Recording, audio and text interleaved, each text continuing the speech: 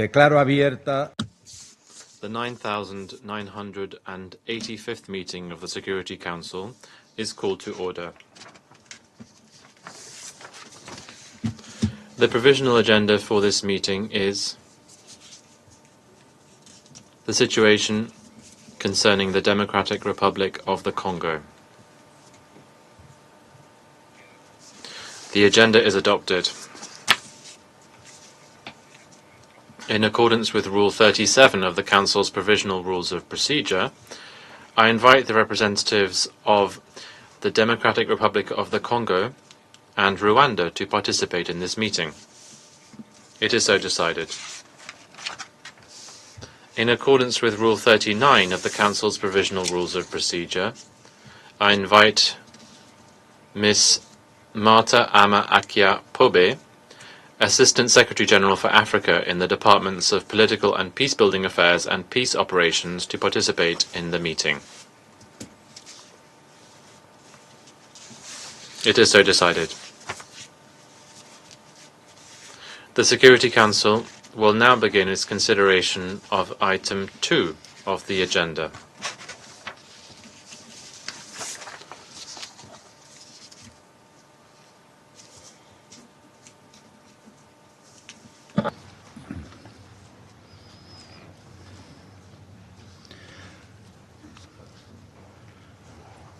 Doy ahora la palabra. I now give the floor to Ms. Marta Ama Akia Pobe. Mr. President, distinguished members of the Security Council, thank you for the opportunity to brief on the latest developments in Eastern DRC.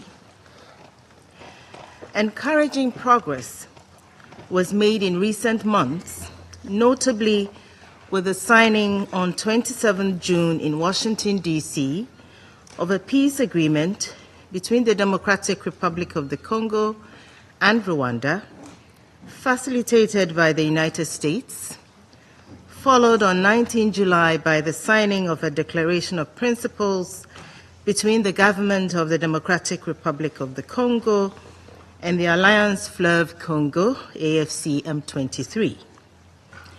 We appreciate all the efforts of the United States and Qatar to bring peace to the DRC. The inaugural meetings of the Joint Oversight Committee and Joint Security Coordination Mechanism, foreseen in the 27 June agreement, were held on 31st July and on 7th and 8th August, respectively, and helped lay the groundwork for the implementation of the agreement.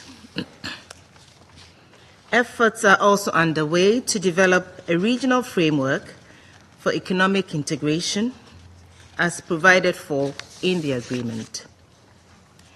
Furthermore, representatives of the DRC government and the AFC M23 have been meeting again in Doha, Qatar, over the last few days to build on their declaration of principles, address obstacles to its implementation, and make way towards a full-fledged peace agreement.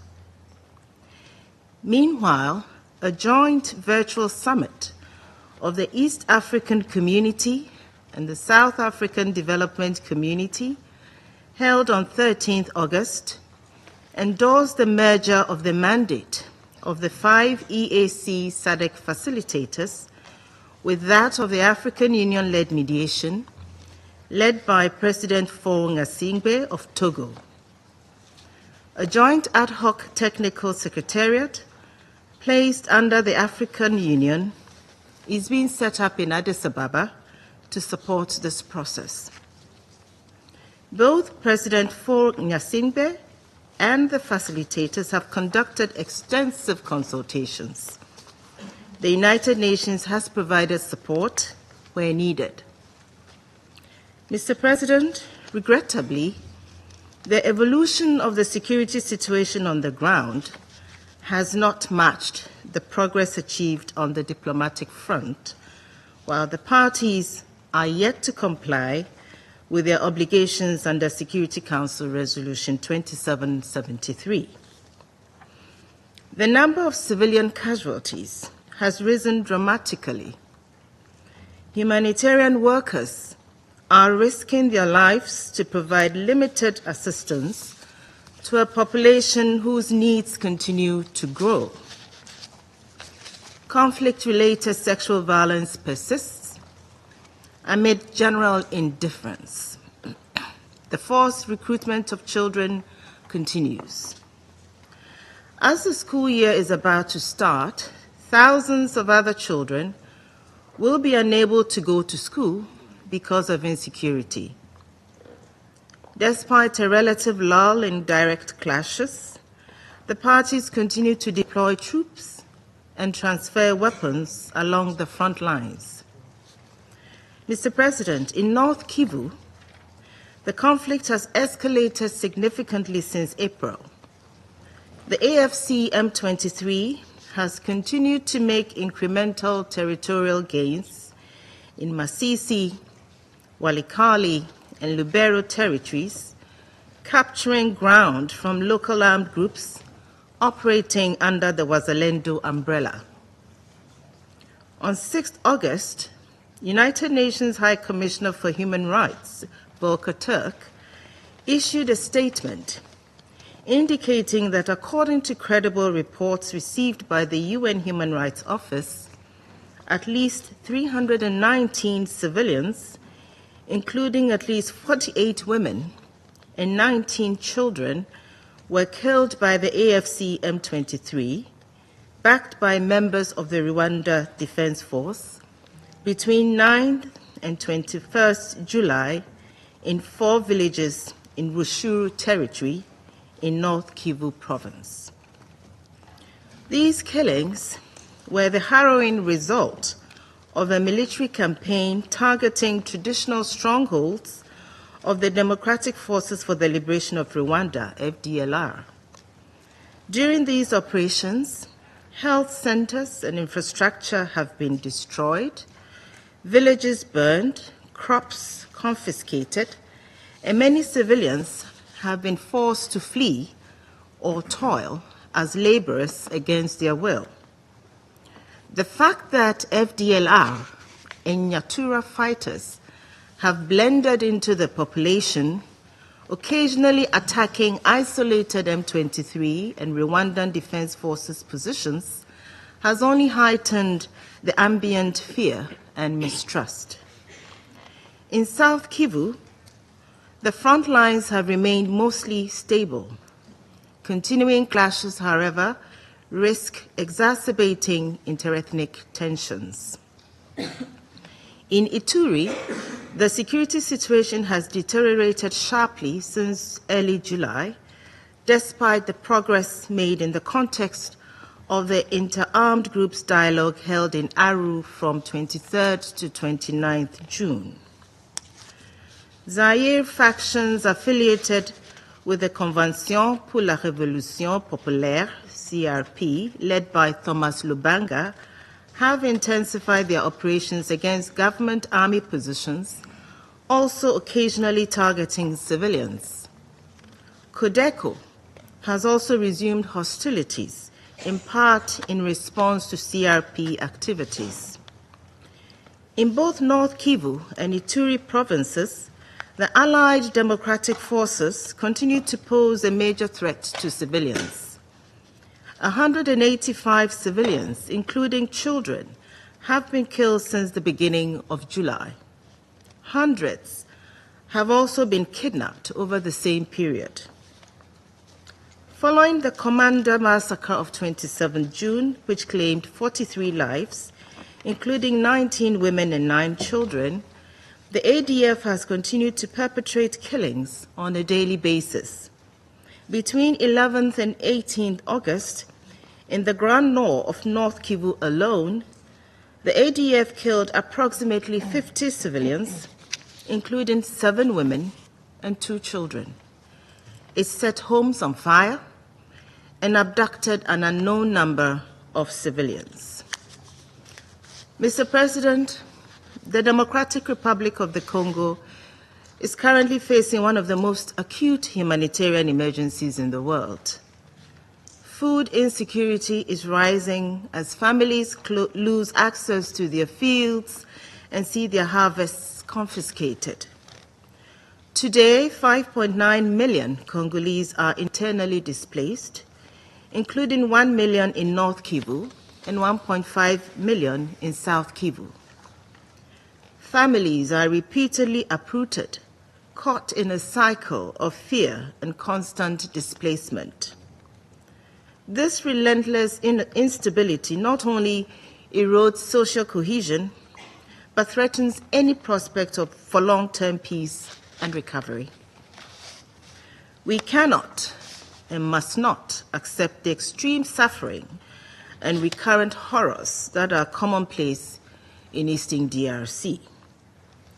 To protect civilians, restore some law and order, and address the profound humanitarian needs of the population, the parties must cease hostilities. They must respect and comply with their obligations under Resolution 2773 in their entirety, with the sustained support of this Council and the international community.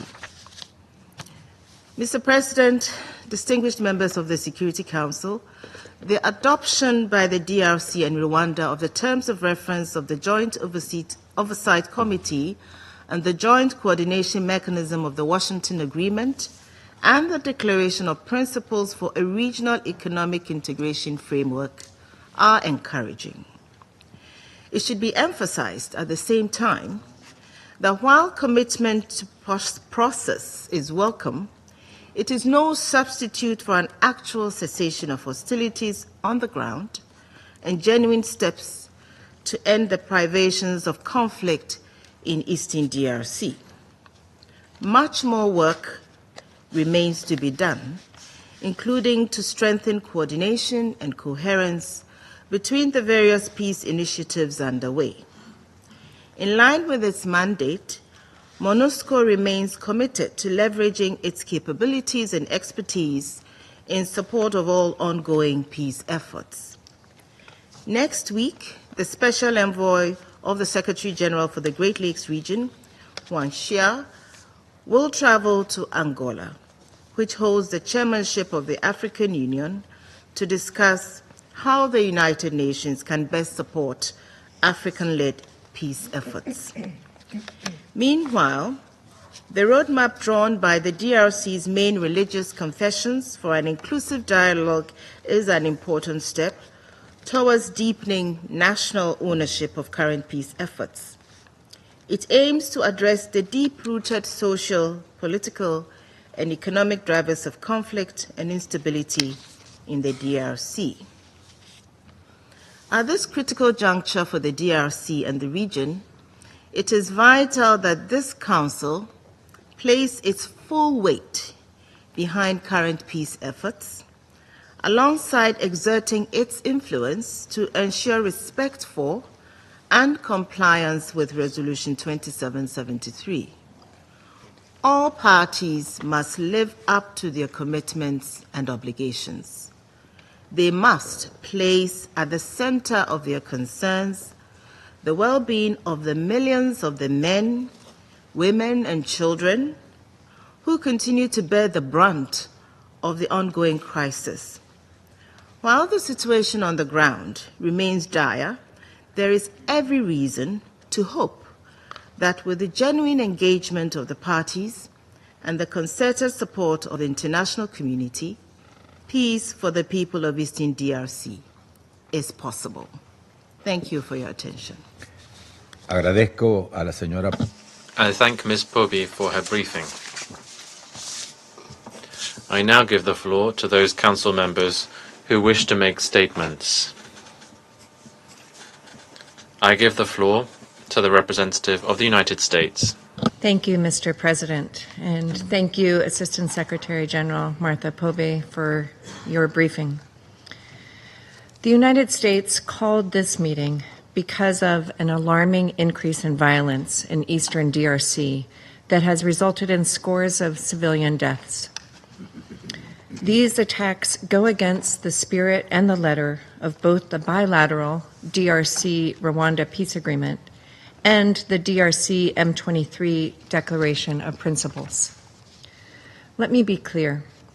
The killings perpetrated by the Rwanda-backed M23 against civilians in Rushuru territory and elsewhere are horrifying, and the United States condemns them in the strongest terms. Furthermore, U.S. government information confirms that M23, supported by Rwandan Defense Forces elements, battled DRC forces around Mulamba in South Kivu province in the DRC, beginning on 8th of August. We are also deeply concerned about the reports of attacks against civilians by armed groups operating with the support of some members of the Congolese army in North Kivu and South Kivu. The appalling ISIS DRC attacks recently against Christians underscore the broad instability in eastern DRC. We appreciate the efforts of the UN and NGOs to shed light on these unacceptable acts and condemn efforts to delegitimize the reporting of OHCHR and MONUSCO on this conflict. Mr. President, the United States fully expects the DRC and Rwanda to uphold their obligations to cease hostile acts and resolve disputes by peaceful means through the Joint Oversight Committee established by the June 27th peace agreement. We also expect the DRC and M23 to act in good faith under the Declaration of Principles signed in Doha, in which both sides committed to a permanent ceasefire.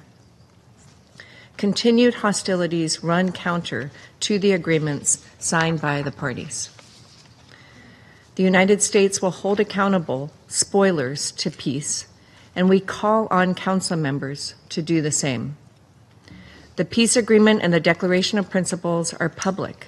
This is both to ensure that the people in the region can see a pathway toward peace and prosperity, but also to help ensure all parties live up to their obligations and commitments. We have already taken a first step to this end on August 12th, when the United States sanctioned 4 entities producing and trading conflict minerals in eastern DRC. Mr. President, we appreciate the African Union hosting the first Joint Security Coordination Mechanism meeting on August 7th, which initiated the concept of operations of the Harmonized Plan for the Neutralization of the FDLR and the lifting of defensive measures by Rwanda. We urge the DRC to implement the preparation phase immediately and expect adherence to the timeline as obligated by the June 27th peace agreement, including Rwanda's withdrawal of its forces from the DRC. We applaud Qatar's efforts in leading negotiations in Doha between the government of the DRC and M23. We also appreciate the efforts of the ICRC in implementing confidence-building measures between the two sides. And we support the efforts of the Togolese president as the AU's designated mediator in the crisis, and his leadership of the 5 facilitators named by the EAC and SADC. We similarly appreciate the AU Commission acting as a secretariat for the facilitators and urge them to implement their mandate as swiftly as possible. Implementation of the Regional Economic Integration Framework is dependent on the adherence of all parties to their obligations under the peace process. The United States is ready to support this effort through investment that benefits both the United States and the people of the region. However, to realize these opportunities, administrative control of the region must return to the DRC government under a governance structure that is representative of the local communities. Colleagues, addressing the crisis in North and South Kivu is among the first steps necessary to advancing peace in eastern DRC.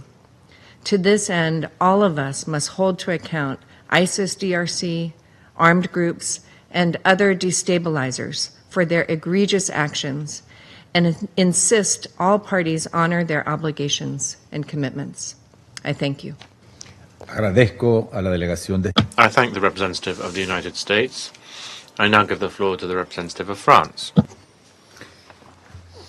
Mr. President, first of all, I would like to thank Assistant Secretary General Ms. Martha Pouby for her comments and the USA for having called for this meeting. As has been mentioned by the United Nations, we are confronted once again with a very worrisome deterioration of the security situation in the east of the Democratic Republic of Congo. I would like to underscore 3 points. Firstly, the escalation in the number of attacks against civilians by armed groups and terrorist groups in the east of the DRC is unacceptable. This is accompanied by an already catastrophic humanitarian situation that is only deteriorating. The High Commissioner for Human Rights, Mr. Volker Turk, recently reported on attacks conducted in July by the M23 against a large number of civilians in North Kivu. Other armed groups, like Codeco, continue to step up violence against civilians. At the same time, the terrorist group of the Allied Democratic Forces affiliated with Daesh carried out an attack against a church in Komanda in Ituri, an attack that the Council condemned, and once again last week in Beni and Lubero. This violence must end. The perpetrators for these atrocities must be prosecuted. France would reiterate its full support for MONUSCO and the implementation of its mandate to protect civilians. It is calling for the immediate lifting of all barriers to freedom of action of MONUSCO. My second point is this situation underscores the renewed need to continue unfailingly the dynamic undertaken by the peace processes.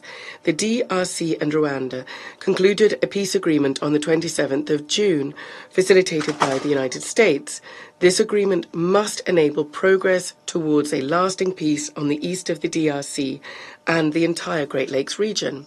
France has welcomed this step forward and strongly encourages the party to honour in good faith their commitments. This includes the withdrawal of the Rwandan Defence Forces from Congolese territory, the end to all foreign support for all armed groups, including those of the Rwandan Defence Forces, the M23, and also this includes neutralising the FDLR.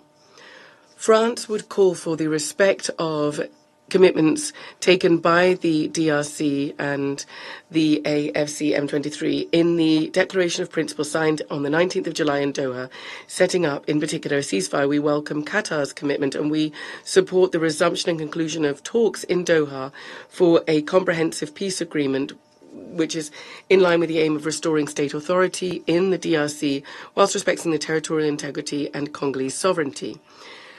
Mr. President, the Council must remain mobilised to ensure the monitoring and implementation of Resolution 2773 adopted unanimously and the related agreements. In this resolution, the Council expressed unambiguously the obligations incumbent upon the parties based on the central conviction there is no military solution to the Great Lakes conflict. Dialogue alone can deal with the root causes of the conflicts to bring about a lasting peace. We're determined to work to this end with the mediation efforts of the AU and the US and Qatar and all stakeholders involved in the success of the different mediation processes. We reiterate the need for convergence and coordination of these initiatives and for the central role to be played by the UN. France will continue to uphold its commitment to promote the sovereignty, territorial integrity of the DRC, as well as its commitment to peace, stability and security in the entire region. Thank you. Agradezco a la delegación. I thank the representative of France for the statement. I now give the floor to the representative of Sierra Leone. Thank you, Mr. President. I have the honor to deliver this statement on behalf of the A3+ members, namely Algeria, Guyana, Somalia, and my country, Sierra Leone. We thank you for convening this meeting as requested by the United States. We thank ASG Martha Pouby for her insightful and comprehensive briefing. We also welcome the participation of the representatives of the Democratic Republic of Congo and Rwanda in this important meeting. Mr. President, this meeting takes place less than 2 months after the signing of a peace agreement between the governments of the Democratic Republic of Congo and Rwanda, and a declaration of principles between the government of the DRC and the M23 armed group. Yes, as highlighted by the briefer, the security situation in eastern DRC remains deeply troubling, with widespread suffering and the continuing loss of innocent civilian lives. From the brutal killings in Benin territory by the Allied Democratic Forces, ADF, to attacks in Jugu territory by the Convention pour la Révolution Populaire, CRP, and Zaire militants, as well as continued attacks in Masisi territory by the M23, the human cost of this conflict continues to grow with increasing deaths and injuries, mass displacement, hunger, disease, sexual violence, and destruction of civilian infrastructure. It is therefore critical to strengthen diplomatic efforts to end this conflict in all its dimensions. Accordingly, the A3 Plus would like to emphasize 3 key points. First, the A3 Plus expresses its deep alarm over the continued attacks by the M23, ADF, Codeco, and other armed groups, despite existing ceasefire agreement. We call for thorough and impartial investigations into all atrocities committed by armed groups in the DRC and for perpetrators to be held accountable. We remain disheartened by the fact that the peace agreement has yet to produce tangible improvements on the ground, and that the Congolese people continue to bear the heavy cost of the prolonged instability and violence in the east of the country. Second, the A3 Plus reiterates its firm belief that a political solution is the only viable path to sustainable peace in the DRC. We are encouraged by the ongoing regional efforts which laid the foundation for signing the peace agreement between the governments of Rwanda and the DRC. We stress the prominent role of the African Union and sub-regional mechanisms in reaching a sustainable solution to the conflict in the eastern DRC under the leadership of President Faure Gnassingbe of the Republic of Togo.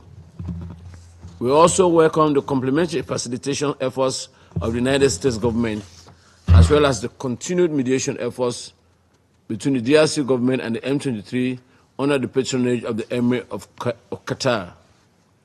We also welcome collaboration efforts between regional actors and the Special Envoy of the Secretary General for the Great Lakes region, Mr. Wanju, including recent inaugural Joint Security Coordination Mechanism meeting, which was held early of this month as part of the peace agreement implementation. Third, we are gravely concerned by repeated ceasefire violations in Eastern DRC. We therefore call for the establishment of a credible and robust verification mechanism to monitor implementation of the peace agreement. The ongoing violations of the ceasefire agreement only exacerbate the already troubling humanitarian situation. In the context of World Humanitarian Day, which was marked on Tuesday, we honor the sacrifices of humanitarian workers and reaffirm our solidarity with the people they serve. We urge the international community to scale up its support to the Congolese population, and we call on all armed groups to fully comply with international humanitarian law, including by ensuring unhindered humanitarian access. In this regard, we specifically urge the M23 to leave the daily curfew imposed on civilians in Rushudu territory. The cost to civilians is high. In conclusion, Mr. President, the A3 Plus reaffirms its solidarity with the people of the Democratic Republic of Congo and its strong commitment to the sovereignty, independence, unity, and territorial integrity of the DRC. We remain committed to supporting all initiatives aimed at ending the crisis. The international community must maintain momentum and diplomatic pressure to ensure lasting peace in the DRC. I thank you. Agradezco a la delegación. I thank the representative of Sierra Leone for the statement. La palabra a la delegación. I now give the floor to China. President, I thank you for convening today's meeting. I thank Assistant Secretary General Poby for her briefing and welcome the representative representatives of both the DRC and Rwanda to today's meeting. The conflict and violence in eastern DRC are persisting unabated, taking a fresh and continuing toll on civilian lives. This is worrying. The international community must do more to de-escalate the situation and help restore peace in the region. I'd like to make the following points. First, violence against civilians is unacceptable. Reports indicate that over the past month, armed groups in eastern DRC have repeatedly attacked civilians and destroyed civilian infrastructure, leaving hundreds of deaths in their trail. China stands against these attacks and condemns them and supports serious investigations into them to establish accountability. The international community must urge all armed groups in eastern DRC to respect international humanitarian law, desist from violence forthwith, and engage in disarmament processes, as well as supporting the DRC in protecting the lives and property of civilians, including foreign nationals. We mustn't allow civilians to fall prey to conflict. China reiterates its support for the DRC government's efforts to uphold sovereignty, independence, and territorial integrity. Second, the momentum for dialogue and negotiation should be maintained. The recent positive engagement between the DRC and Rwanda created a promising momentum which China welcomes.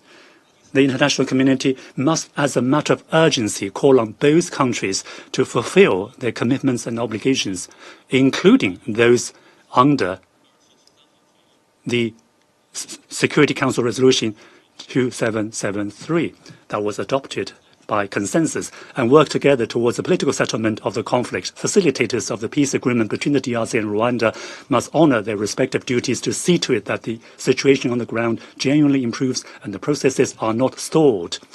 China commends Qatar's mediation efforts leading to a signing of the Declaration of Principles between the DRC and the M23 movement.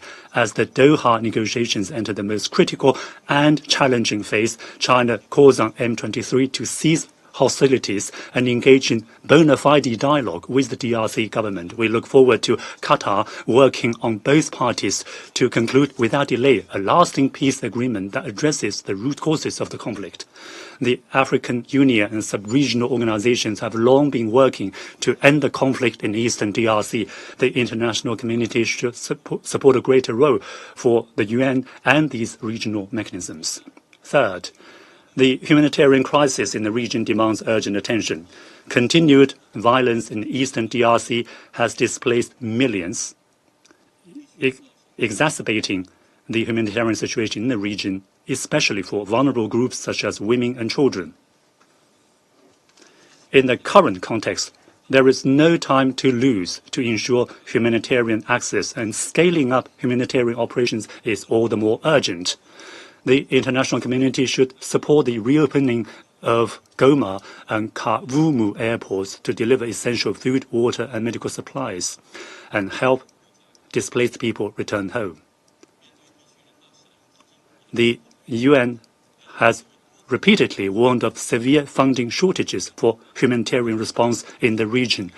Traditional donors must fulfill their international obligations and urgently fill the funding gap to alleviate the suffering of affected populations. President, Eastern DRC has been plagued by conflict and violence for too long. The protracted conflict not only destabilizes the DRC, but also undermines regional peace and development.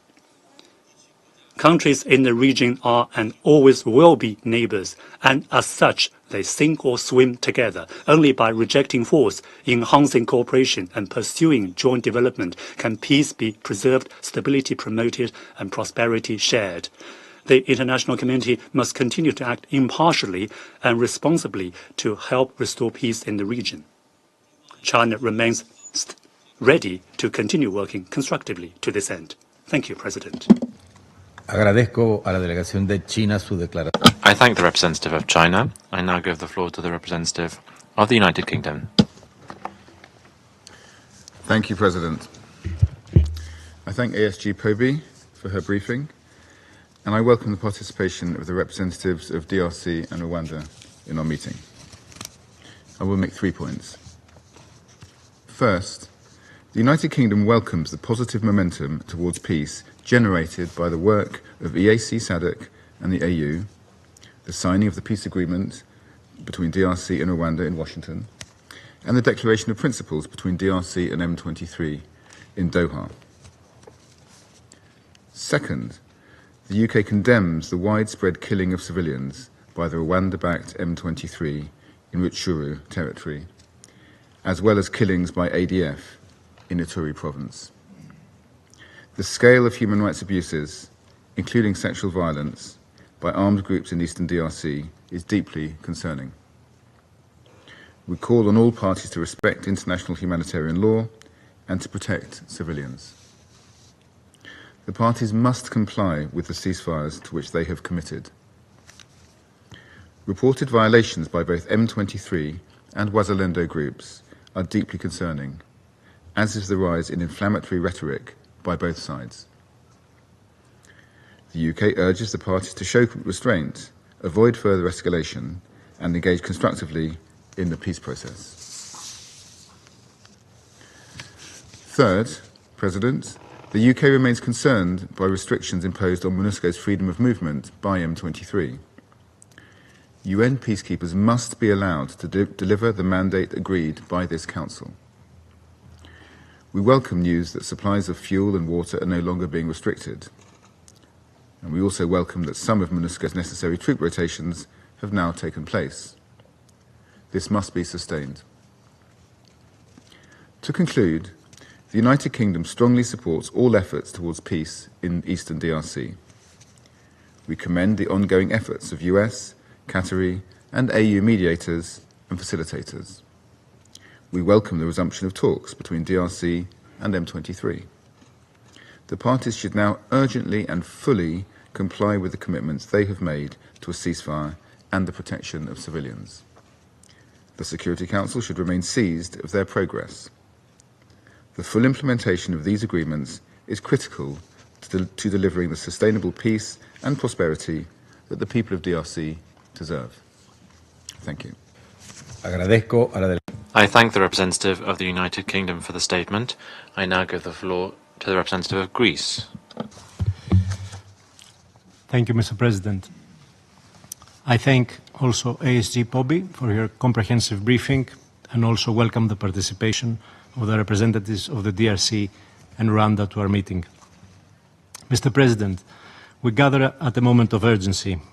The conflict and the loss of lives in the Democratic Republic of the Congo continue to drive civilians and communities deeper into despair. I wish to make 3 points today. First, Greece strongly and unequivocally condemns the killings last month in eastern DRC of a large number of civilians by the M23, backed by the Rwandan Defense Forces, and despite the ceasefire recently signed in Doha. We express our sincere condolences to the families of the victims and the government of DRC for what constitutes one of the largest documented death tolls since the M23's resurgence in 2022. We call on the M23 and its supporters to immediately cease hostilities. Attacks against civilians constitute grave violations of international law, and the perpetrators and sponsors of these crimes must be brought to justice and held accountable. It is more imperative than ever that the signatories of the Doha Declaration of Principles in July respect their commitments and maintain a permanent ceasefire, while continuing to work towards the finalization of a comprehensive agreement leading to a lasting peace. Greece reiterates its strong support and commitment to the sovereignty, independence, unity, and territorial integrity of the DRC, in line with international law and the UN Charter. The territorial integrity of the DRC must be respected, and state authority over all of its territory must be restored without delay. Towards that end, Security Council Resolution 2773, calling for an immediate and unconditional ceasefire, as well as for the M23's withdrawal from all controlled areas in eastern DRC, must be fully and urgently implemented. Secondly, we are very concerned by the spiraling crisis, its toll on civilians, and the ensuing humanitarian situation in a region riven by 3 decades of conflict. Attacks of significant violence have followed also last week from the ADF in various locations of North Kivu, claiming dozens of lives, including women and children, accompanied by abductions and looting. We strongly condemn all violations of international humanitarian law and human rights abuses, and we are appalled by the mounting number of IDPs, with an estimated 7.8 million people forced from their homes, as well as by the shocking levels of sexual and gender-based violence and the repeated violations against children's rights. As we speak, a staggering 28 million Congolese suffer from acute food insecurity. In this regard, we strongly call on all parties to the conflict to protect civilians from harm and uphold their obligations under international law and human rights law. The delivery of aid, focusing on life-saving assistance for the most vulnerable, must be redoubled and reach all those affected without delay and restrictions. Third, we reiterate our full support to MONUSCO and its presence across DRC. We are especially concerned by the M23's continued obstructions to the mission's work in eastern DRC. Any continuing restrictions on uniformed personnel or movement of supplies and vital goods are unacceptable. The Council was clear when unanimously adopting Resolution 2773 that any attempts undermining MONUSCO's ability to fulfill its mandate will not be tolerated. We reiterate that attacks against peacekeepers may constitute war crimes and that perpetrators must be held accountable. Mr. President, it is time to end the vicious cycle of recurring violence in the Democratic Republic of the Congo. Greece stands in solidarity with the people of DRC and remains ready to work with other member states in employing all the tools at the Council's disposal to urgently address the situation and create the necessary conditions for a lasting peace. I thank you. Agradezco a la delegación. I thank the representative of Greece for the statement. I now give the floor to the representative of the Republic of Korea. Thank you, Mr. President. I also thank ASG Martha Poby for her substantive briefing. I also welcome the representative of the Democratic Republic of Congo and Rwanda to this meeting. Mr. President, the security and humanitarian situation in eastern DRC continue to deteriorate despite recent diplomatic efforts. The light of hope, once beamed through dialogue and diplomacy, is now darkened by the shadows of a stalemate. It is precisely at this moment that we must renew and intensify our collective commitment to lasting peace in this region. In this regard, I would like to highlight the following 3 points. First, Korea expresses its grave concern on the failure of M23 to uphold its commitments under Resolution 2773 and the Declaration of Principles signed in Doha on July 19. Instead of honoring its obligation, M23 has continued to launch offensive operations in eastern DRC, violating the spirit and the letter of the resolution and its own commitment. Such actions only undermine the progress made through regional diplomacy and compound an already fragile situation. We reiterate our urgent call on the M23 to immediately cease all hostilities and withdraw any unauthorized military presence from Congolese territory. We further implore both signatories of the Declaration of Principles, DRC and M23, to reaffirm their full and genuine commitment to the immediate ceasefire, and Rwanda to refrain from supporting M23 in any form and to constructively contribute to peace in eastern DRC. Second, the continued and indiscriminate attacks on civilians perpetrated by the M23 and other armed groups in the region are utterly unacceptable. According to the OHCHR, M23 was responsible for the killing of at least 319 civilians, including women and children, last month in North Kivu province. We are also horrified by a recent Human Rights Watch report that M23 summarily executed another 140 civilians in July near Virunga National Park in an ethnic-based mass killing. Furthermore, a recent report by MONUSCO confirmed that at least 52 civilians were killed this month in attacks carried out by the Allied Democratic Forces ADF in Ituri province. The full compliance with international humanitarian law by all parties with a particular focus on the protection of civilians is urgently required. In this regard, we commend MONUSCO for its courageous and vital efforts to protect civilians under extremely challenging conditions on the ground. We are also deeply concerned by the increase in conflict-related sexual violence in eastern DRC. Armed groups continue to use sexual violence as a tactic to assert control over this region. Accountability is desperately needed for all perpetrators. Korea is committed to preventing such violence and building peace, including through our contributions over $8.6 million to relevant programs implemented by UNDP and UNFPA. Third, my delegation urges all parties, national, regional, and international, to redouble their diplomatic efforts in pursuit of stability and lasting peace in eastern DRC. In particular, it is crucial that DRC and the M23 return unconditionally to the negotiating table in Doha, under the mediation of the government of Qatar, and swiftly conclude a comprehensive peace agreement. The peace agreement between DRC and Rwanda, facilitated by the United States, has been developed through ongoing discussions, including the economic cooperation framework.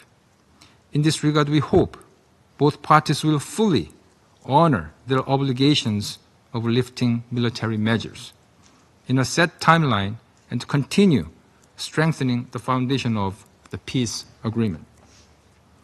We also encourage active engagement from regional mechanisms, including the AU and the EAC SADC platform, to help realize a brighter, more peaceful, and more prosperous future for the DRC. I thank you, Mr. President. Agradezco. I thank the representative of the Republic of Korea for the statement. I now give the floor to the representative of Slovenia. Thank you, President. I also thank ASG Pobi for her briefing. Mr. President, Slovenia reaffirms its strong conviction that sustainable and lasting peace in the DRC can only be achieved through genuine dialogue, inclusivity, and the political will of all actors. We have consistently underlined the importance of good faith engagement, regional cooperation, and full respect for international law in the efforts to resolve the conflict. We welcome the signing of the Washington Peace Agreement between DRC and Rwanda, but stressed that its true value depends on the sincerity of its implementation. In this regard, the Council has been very clear in urging the DRC and Rwanda to honor their obligations and commitments in good faith and in line with the Resolution 2773. We further welcome the recent progress in the Doha talks facilitated by Qatar and the signing of the Declaration of Principles on July 19th. Together, this should bring a glimmer of hope that dialogue can prevail and that stability could be within reach. However, we continue to receive almost daily reports of most horrific violence against civilians.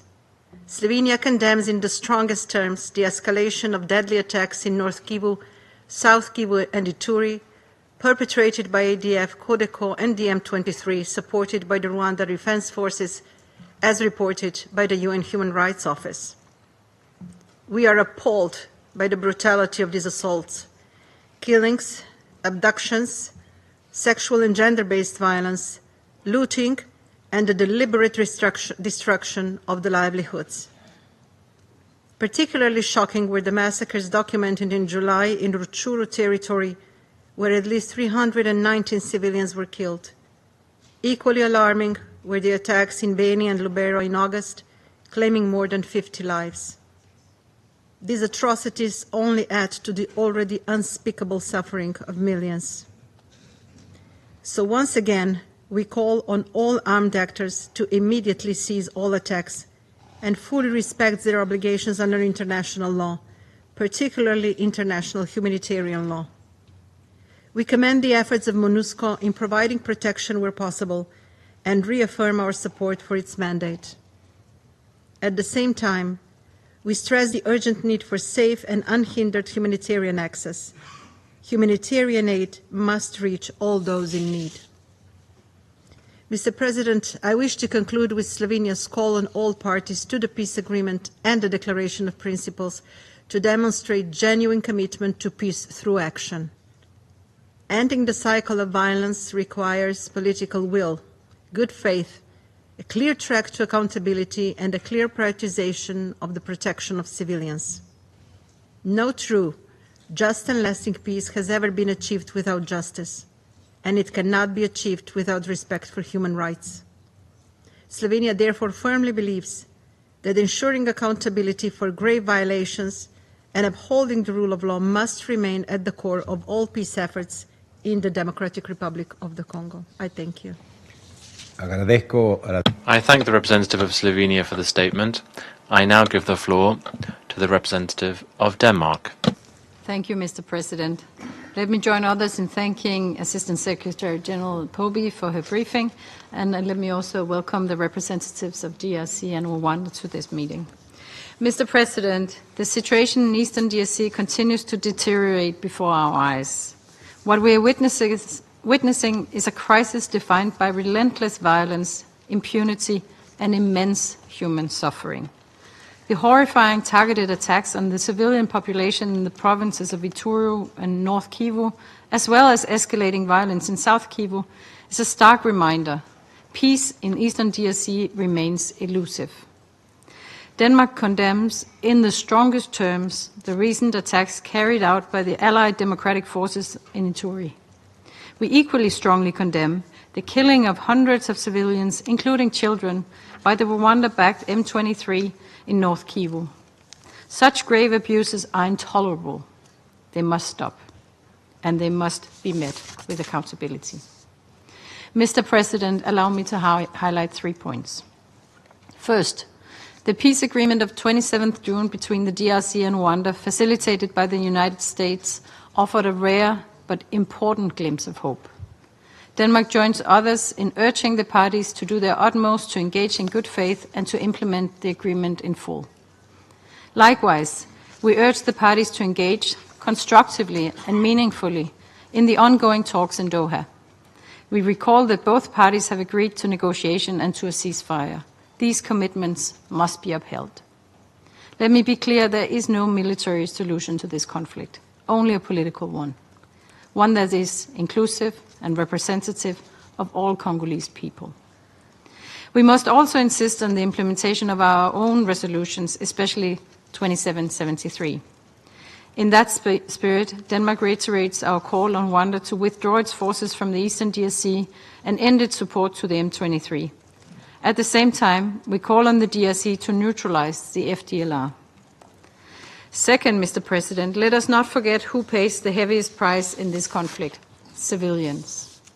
Their suffering is amplified by recent deliberate attacks, humanitarian funding cuts, restrictions on humanitarian access, including through the prolonged closure of the Goma airport, and the looting of humanitarian and medical facilities. Meanwhile, needs are increasing. We reiterate that all parties in Eastern DRC must protect civilians and comply with their obligations under international law, including international humanitarian law and international human rights law. We call for all perpetrators to be held accountable and for full access for and cooperation with international investigations and OHCHR. Justice is not optional. Third and finally, Mr. President, Denmark reaffirms our full support to MONUSCO as it continues to deliver on its mandate under extremely difficult circumstances. We remain deeply concerned about the obstructions of MONUSCO's operations, particularly in the areas controlled by M23. We call on all parties to respect the freedom of movement of the mission. Such obstructions are in clear violation of Security Council Resolution 2773. Mr. President, in closing, the people of Eastern DRC are not statistics.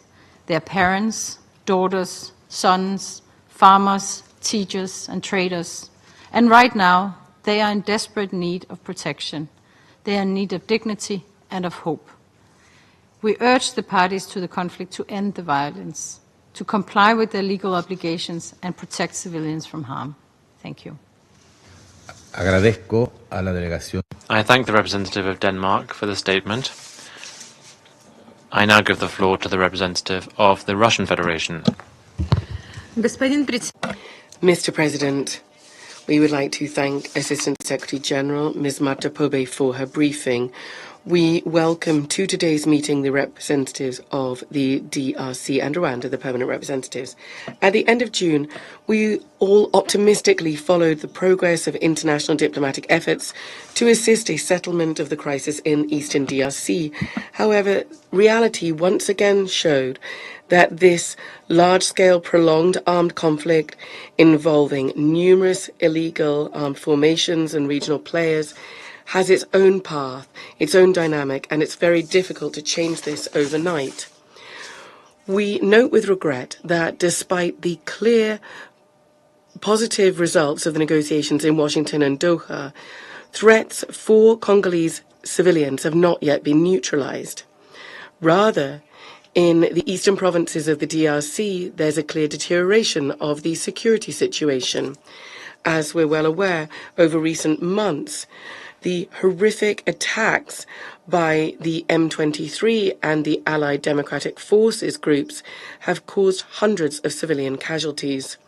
We firmly condemn these unacceptable acts of violence. We express our condolences to the families and loved ones of those who've died and to the government of the DRC. We wish a speedy recovery to all those injured.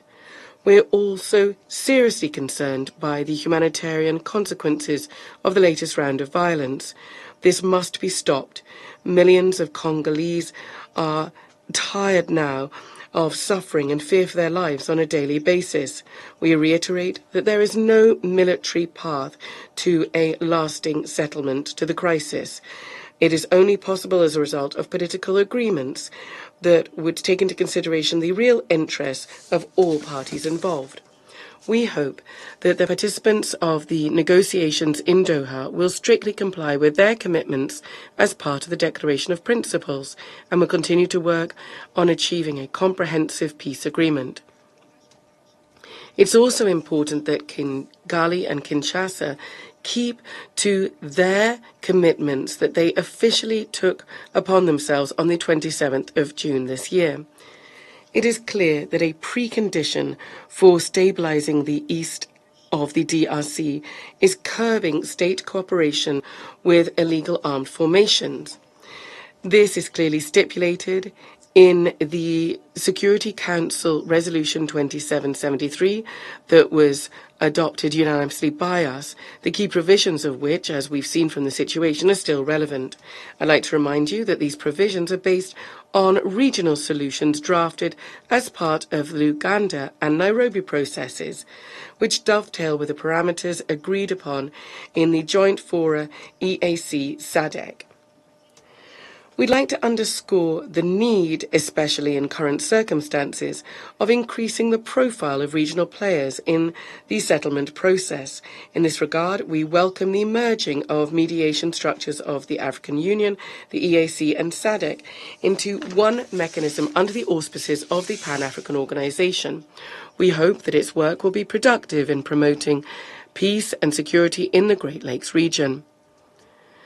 Much in eastern DRC also depends on the actions of the DRC government in terms of strengthening accountability and effectiveness of its national security sector and also its army and law enforcement structures, and also establishing state control throughout the entire territory.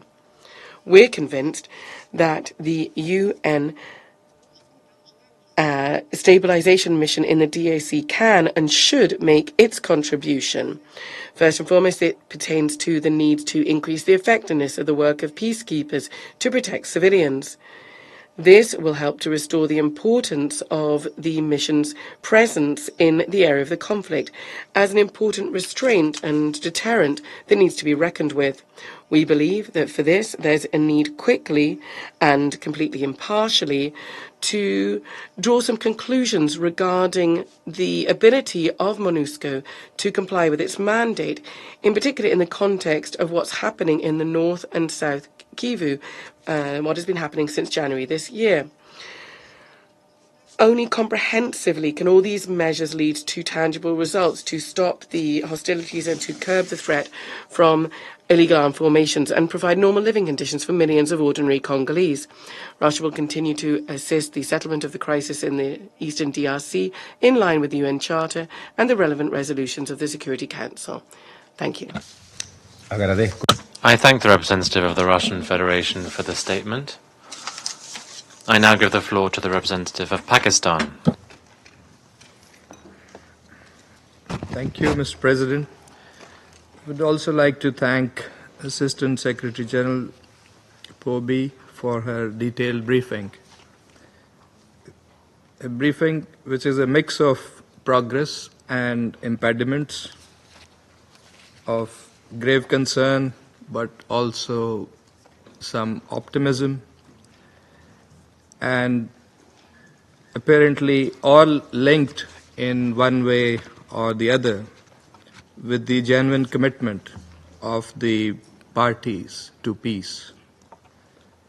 The continuing deterioration in Eastern DRC is a matter of grave concern for the international community and for this Council. And we concur with Madame Pobi that the Security Council must bring its full weight behind the efforts for peace in the region. The recent violence and killings of civilians in the Eastern DRC by the M23, ADF, and other armed groups are reprehensible. Such gruesome attacks on civilians are totally unacceptable. The perpetrators, organizers, and sponsors of these acts must be held fully accountable.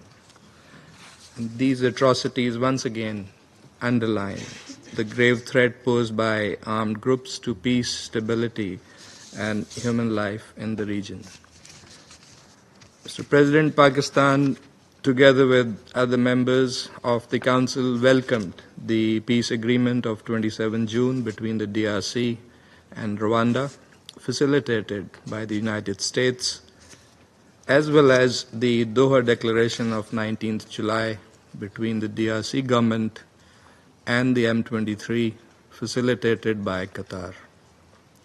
These developments offer an opportunity to restore trust and lay the foundation for peace. The real test, however, lies in their full and verifiable implementation. And as ASG Pobi noted, regrettably, the security situation on ground is not corresponding to the diplomatic efforts. We urge all parties to abide by their obligations and work in good faith. We also underscore the indispensable role of the African Union in advancing peace in the DRC. And let me also emphasize that full implementation of Resolution 2773 is imperative for peace. The M23 must cease hostilities, withdraw from areas captured and controlled by them, dismantle parallel structures, and engage constructively in dialogue. Any attempt to legitimize illegal control of territory by armed groups will only prolong instability. Pakistan reiterates its firm support for the sovereignty, unity, and territorial integrity of the DRC. Mr. President, we appreciate MONUSCO's critical role under extremely difficult circumstances. The mission must be adequately resourced to implement its mandate effectively with complete freedom of movement. The hasty withdrawal earlier from South Kivu has had negative consequences, and we should not repeat such mistakes. As others have said, there is no military solution to the conflict. dialogue and diplomacy remain the only path forward. Beyond the immediate crisis, addressing the root causes, especially the illegal exploitation of natural resources that fuels conflict, is also essential. Pakistan supports all efforts, all ongoing regional and international efforts, including those of the United States, Qatar, and the African Union. Colleagues, it is not very often to have such a congruence of efforts in support of peace in any situation. We urge the parties to seize this opportunity. Pursued in sync and implemented with sincerity and genuine commitment by all those concerned, we believe these efforts can pave the way to de-escalation, reconciliation, and a durable and comprehensive peace. I thank you.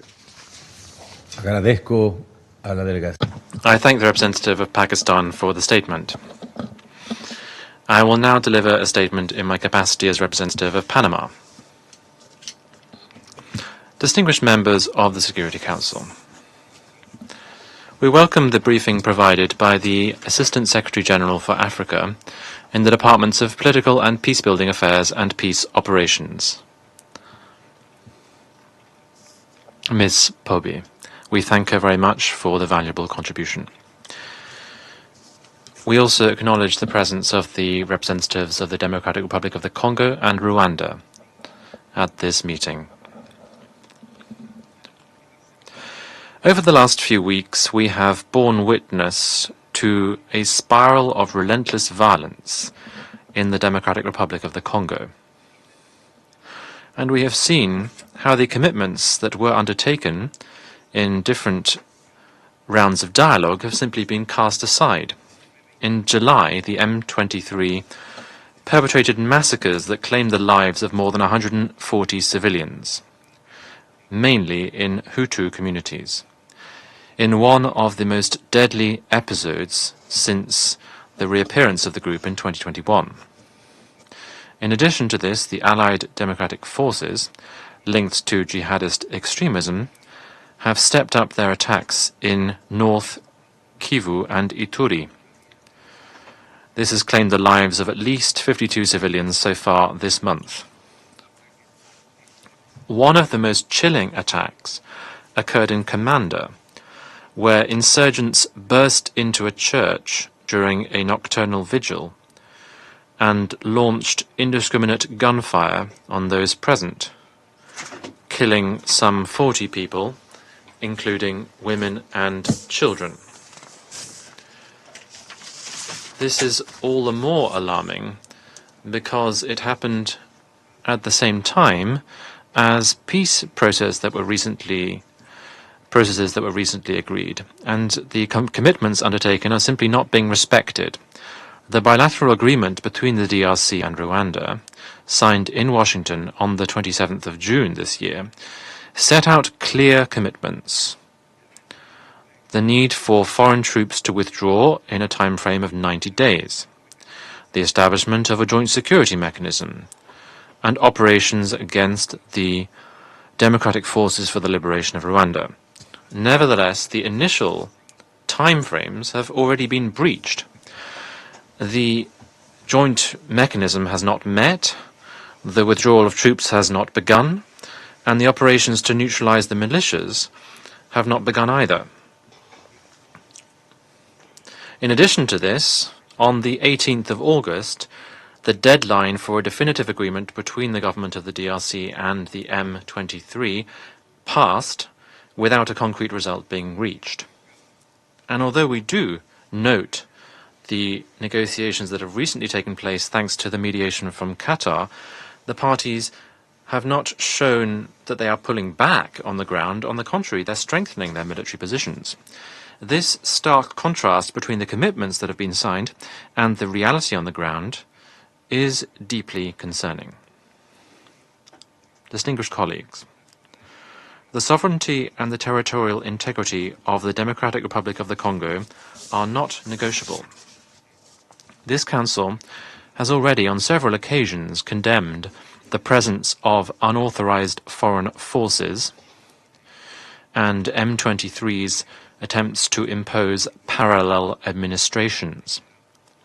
We repeat that any foreign military presence, unauthorized presence, must immediately withdraw.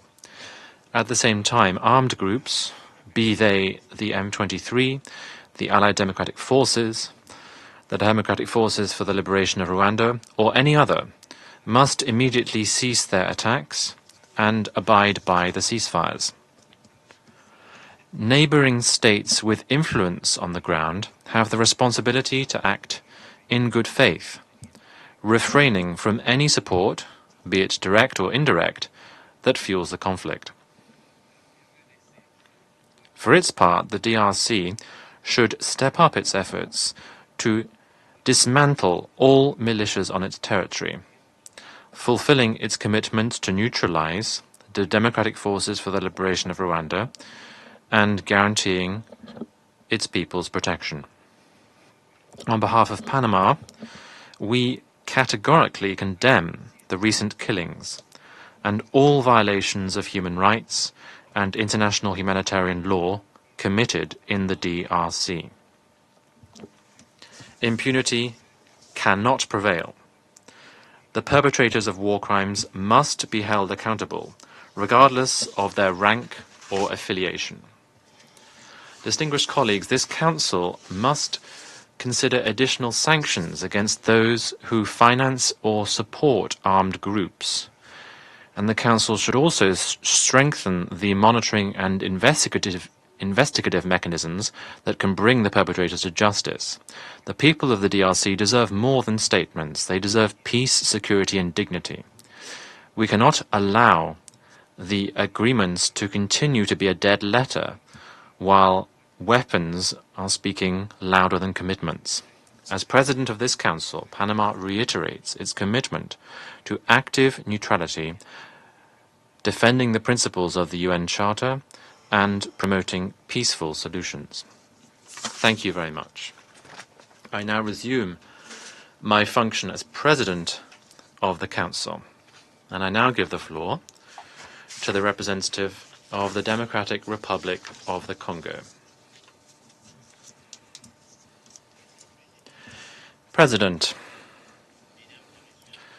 distinguished members of the Security Council, ladies and gentlemen, on behalf of the government and people of the Democratic Republic of the Congo, I would like to thank the United States and Panama for convening and organizing this urgent briefing. And I would also like to thank the Secretary General, His Excellency Antonio Guterres, for his constant commitment to my country's cause. In particular, I would like to thank ASG POBI for this morning's briefing. President, the east of the Democratic Republic of the Congo has suffered from war for far too long. Since 2021, the aggression of the RDF M23 coalition plunged our provinces into a humanitarian catastrophe, with some 7 million people being displaced. The apex was reached in January and February of this year, when the towns of Goma and Bukavu were invaded by the Rwandan Defense Forces and the terrorists from the AFC M23. Through its resolution 2773, which was unanimously adopted on the 21st of February 2025, your Council demanded the immediate withdrawal of the M23 and the RDF and an end to all Rwandan support. Nevertheless, these resolutions have been completely ignored thus far. As we wait for the provisions of this resolution to be seen and implemented, we nevertheless welcome the leadership of the United States of America, who laid the groundwork for dialogue, which led on the 27th of June this year to the conclusion of a peace agreement between the DRC and Rwanda. This agreement sets forth the disengagement, disarmament, and conditional integration of non-state armed groups within the Congolese Armed Forces and the Congolese National Police. It also sets forth a security coordination joint mechanism and a provision on the respect for territorial integrity and an end to the hostilities. In the same spirit, the Democratic Republic of the Congo and the AFC M23 also signed in Doha, Qatar, a declaration of principles in the form of a preliminary agreement under which the parties committed to work together to find a peaceful solution to the conflict. The document sets forth the foundations and fundamental values that will guide the parties' efforts within the context of the peace process. It aims to establish a framework for future negotiations and to define common goals to achieve for peace and stability in the region. I would also like to take this opportunity to thank the State of Qatar for their devotion and their commitment to achieve peace in the DRC and in the wider Great Lakes region. President, in spite of all of these initiatives to achieve peace, we remain concerned, in the light of recent developments, concerned by the sincerity of Rwanda's commitment and their proxies in the AFC M23, who are determined to breach their commitments under the Washington Agreement and the Doha Declaration of Principles. And I would like to give you some examples of this. Firstly, in July of this year, more than 300 Congolese civilians were killed in several different localities of the territory of Rutshuru in North Kivu, in the wake of attacks carried out by the AFC M23 coalition, which flagrantly violates the ceasefire which was reaffirmed in the Washington Peace Agreement from the 27th of June, and also the Doha Declaration of the 19th of July. Secondly, the information that has been gathered by the competent authorities, which have also been corroborated by the OHCHR, set out that most of the victims, including many women and children, were defenseless civilians who were summarily executed. Just between the 2nd of July and the 2nd of August, these abuses also saw serious violations, including some 125 cases of sexual violence, hundreds of forced recruitments, including of children, more than 300 acts of torture, looting and arson, as well as the transfer of people into areas controlled by the AFC M23. Thirdly, the latest report of the UN group of experts on the DRC highlights the undeniable structural link between the M23 and Rwanda. It is clearly established there that Rwanda actively supports, militarily, logistically, and operationally, this armed movement. And this directly fuels the continuation of killings. It leads to widespread displacement of people, and it only worsens the persistent destabilization of the east of the DRC. This is a fact that was only further confirmed this morning in Ms. Pobe's briefing. President, these crimes have a clear ethnic dimension. Civilians, notably Hutus, have been targeted based solely on their ethnic background. It is therefore a deliberate attempt to use violence to change the Congolese social fabric. Given this evidence, the DRC asks this Council immediately to strengthen the sanctions regime, including the commanders of the AFC M23 and those responsible in Rwanda as well. Also to condemn the transfer by the AFC M23 of people into Congolese territory. By thus defending its own Resolution 2773, the Council will be protecting civilians.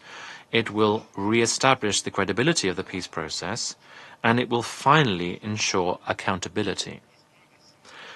This Council's recent history is full of examples where targeted sanctions were decided against parties who had been engaged in peace processes when they sabotaged the processes through massacres and widespread abuses. This Council has already shown that sanctions do not undermine peace. On the contrary, they are necessary to make peace possible. There's no reason why the case of the DRC should be any exception to this. By refusing to impose such measures against the M23 and their supporters in Rwanda, the Council would be in danger of endorsing impunity. It would be undermining its own Resolution 2773, and it would only be eroding its own credibility and legitimacy. No peace process can survive impunity. Protecting human life is non-negotiable.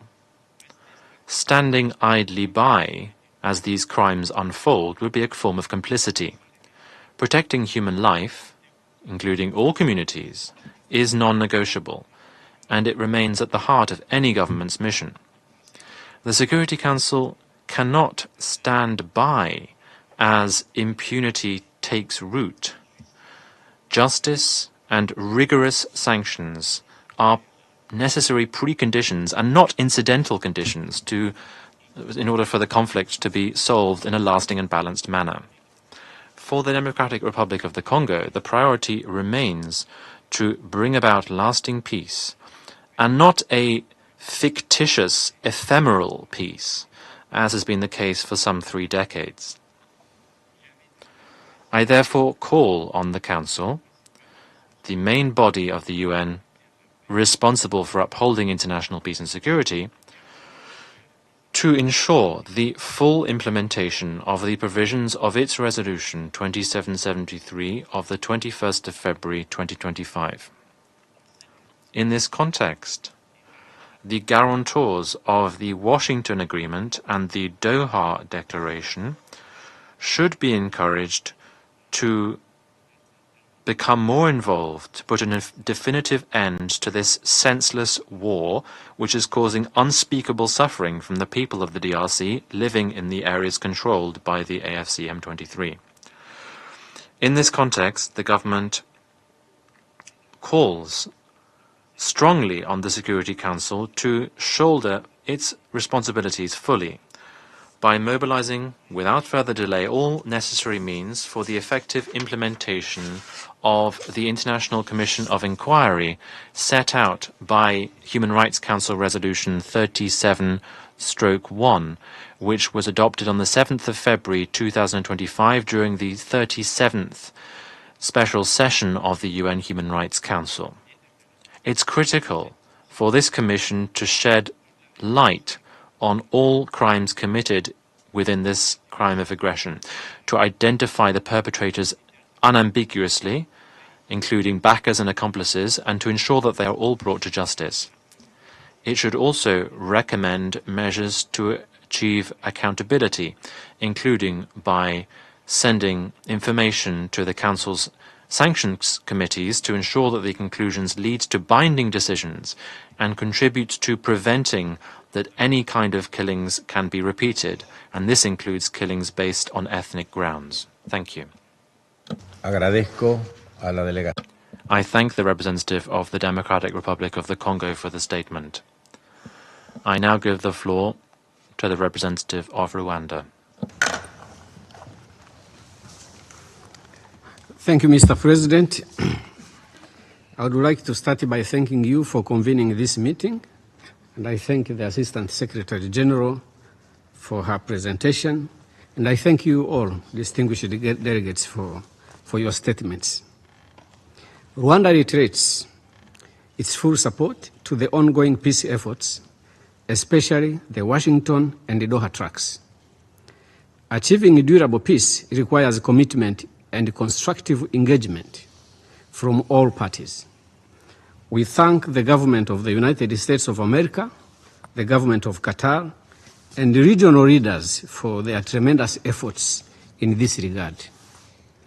In a tangible demonstration of political will, the Rwandan Parliament unanimously ratified the Washington Peace Agreement on the 29th of July, 2025.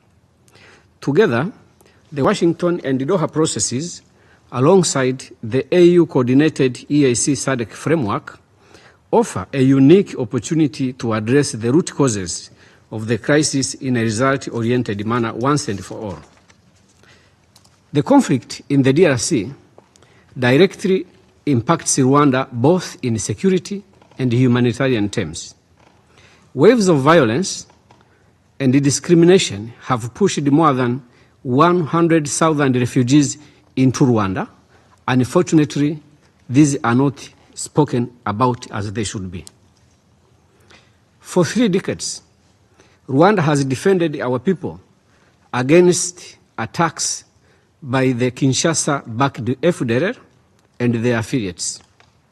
It is therefore in Rwanda's vital interest to see the DRC peaceful and well-governed, the root causes of the conflict resolved, with the durable peace and prosperity achieved. This is why the Washington and the Doha processes are critical. This is also why Rwanda calls on the Council to lend its full support to these efforts and hold all parties equally accountable. Mr. President, today's session is taking place amid grave and utterly unfounded allegations against my country. Rwanda is ready to cooperate with any credible and independent investigation, as we have done in the past, including with the recent facilitation given to the Human Rights Council's fact-finding mission in the region. On the alleged massacre of civilians in Rutshuru, the initial reporting of facts has been contradictory, vague, and in many respects outright implausible. Only an impartial and independent investigation can provide the Council with a reliable set of facts to consider. And this is not undermining the channels of reporting by the UN entities. It is actually to defend the credibility of these entities. Rwanda cautions the Council against the risk of misinformation and disinformation, including by actors who are expected to uphold the highest professional standards. We are particularly concerned by the long-standing pattern of selective reporting of human rights matters in DRC, where victims are painted as perpetrators and vice versa. While there has been overwhelming focus on alleged violations by AFC M23, the United Nations Joint Human Rights Office and other actors have consistently neglected the documented and undisputed atrocities committed against civilians in Minembwe in South Kivu, Nhuro in Masisi, and in Ituri, including drone strikes in civilian areas in violation of international humanitarian law. Arbitrary arrests and mass detentions based on ethnicity, public humiliation, targeting specific communities, and the propagation of dehumanizing speech in schools and places of worship. Distinguished representatives, listening to the statements by some of the delegations in this room, I realize that this organized pattern of disinformation has far-reaching implications than we had even thought. There is now reference in the Security Council room to the ethnicity of the alleged victims. The report says the information was given by phone and satellite. Was the verification of ethnicity also established by phone and satellite? The Council is falling in the trap of the ideology of further ethnicizing the situation in the Eastern DRC. Calling for investigation is not too much to ask. Just investigate. Or do the minimum, ask those who did the initial report to do a little more. There is a delegation that said, rightly so, that human beings are not statistics. the way it is being treated, if you end here, then you are treating them as a mere statistics. There is no information before the Council of who are those victims that we are talking about. How did you establish their ethnicity? Those are basic questions that the Council must ask. It is no accident that these campaigns emerge at politically sensitive moments such as now, when parties are preparing to return to negotiations in Doha and are beginning implementation of the Washington Peace Agreement, including the neutralization of the DRC-backed FDLR. This group remains the principal driver of conflict, violence, and human rights abuses in Eastern DRC. Selectivity undermines the credibility of UN reports and the pursuit of genuine accountability. This issue has been officially raised by Rwanda at this Council and with the Secretary General on multiple times. Rwanda is deeply concerned about the repeated ceasefire violations by DRC forces in recent weeks, including by Wazalendo and DRC-backed FDLR, units operating at the DRC government's direction, as well as credible reports of new military buildups in Uvira and other areas. And what this means in terms of DRC's good faith commitment to the peace process. Additionally, DRC and certain countries with historical interests have downplayed or obscured the existence and the dangerous activities of their DRC-backed FDLR. Rwanda-backed AFC M23, in quotes, has been used here extensively.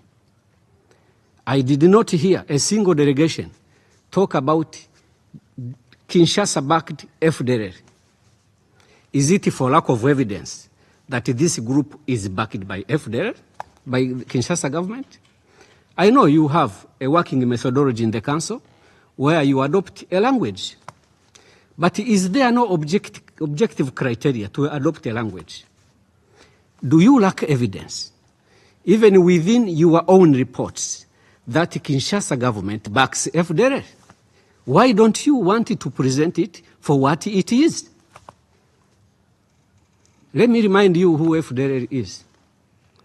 They are the people that are remnants of the people that were killing 10,000 people every day in 1994 when you passed the resolution 1912 to withdraw UN forces from Rwanda.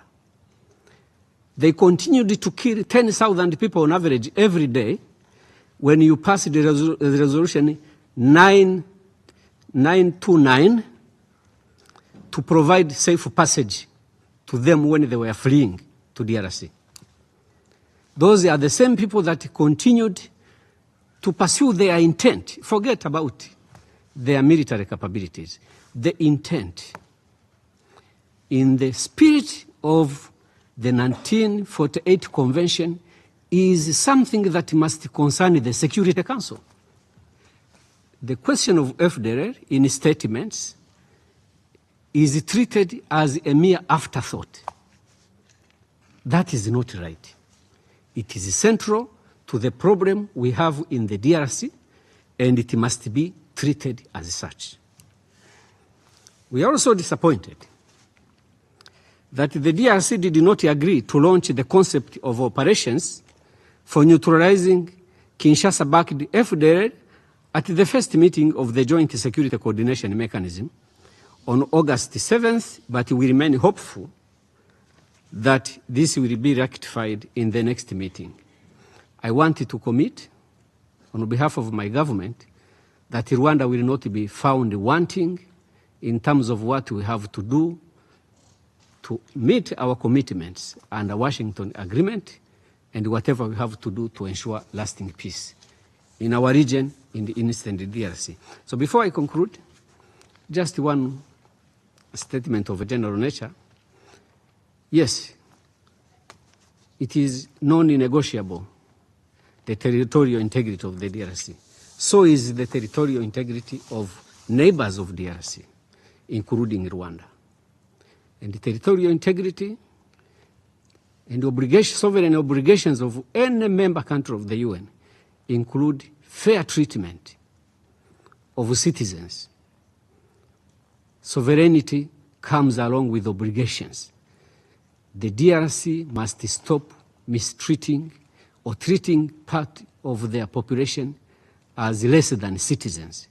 And the Council must take up your obligation to defend that central tenet of the United Nations.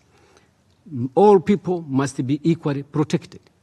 The Council must take a posture where every victim and every potential victim is able to catch your eye. I thank you. Agradezco a la delegación. I thank the representative of Rwanda for the statement. The delegation of the Democratic Republic of the Congo has asked for the floor to make an additional statement. You have the floor. Merci, Monsieur le Président. Thank you, Mr. President. Mr. President, Le 21 février, on the 21st of February 2025, when the Security Council was meeting in this very chamber to adopt Resolution 2773, the atmosphere reigning here in this chamber would suggest that the Security Council maintained the right to meet here and to evaluate the degree of the implementation of 2773 and to take significant measures in the case of non-implementation of the commitments by one of the parties. Today, I do believe that the task reserved to you is precisely this. You have noted, as have all UN system organizations, there have been reports about this given to us this morning. You've noticed that Rwanda and its M23 are undermining the implementation of 2773 and the various agreements that have been concluded to date. The Council, therefore, should shoulder its responsibilities. I'd like to come back just to one point, sir. It's not astonishing that Rwanda is undermining the reports of the massacres committed by M23. It's part of Rwanda's way of working, its MO, because it supports them. Today, Rwanda would like to put on an equal footing the so-called support of the DRC to the FDLR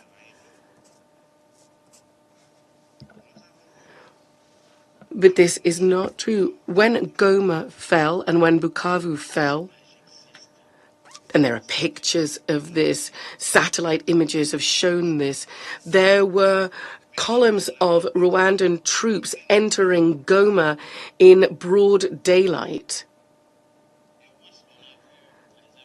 Where did we see the FDLR supported by the Congolese army?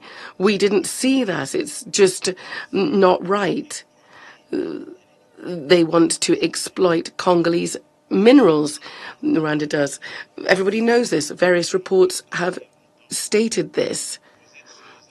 We're not going to keep you here for a long time because you're fully versed on this issue, but we believe that lies should not be cited anymore in this august chamber. Thank you very much indeed, Mr. President. Thank you very much, sir. I thank the delegation of the Democratic Republic of the Congo for the additional statement. The delegation of Rwanda has asked for the floor to make an additional statement. You have the floor. Thank you very much, Mr. President. Well, briefly, in the interest of time, I wanted to reiterate that Rwanda will remain compliant with what we are supposed to do. within the framework of Washington Agreement. And talking about Resolution 2723, it provides for what the DRC government should also do. So whoever has to refer to it must refer to it in its comprehensive form. I will not repeat to explain how DRC government supports FDLR because there is ample verified information available before the Council, available before the United Nations. So the proximity, talking about minerals, well, if we were able to confirm that Rwandan troops can walk to the DRC on foot, then you should also be able to acknowledge that we are that close to be sitting on the same geological rock.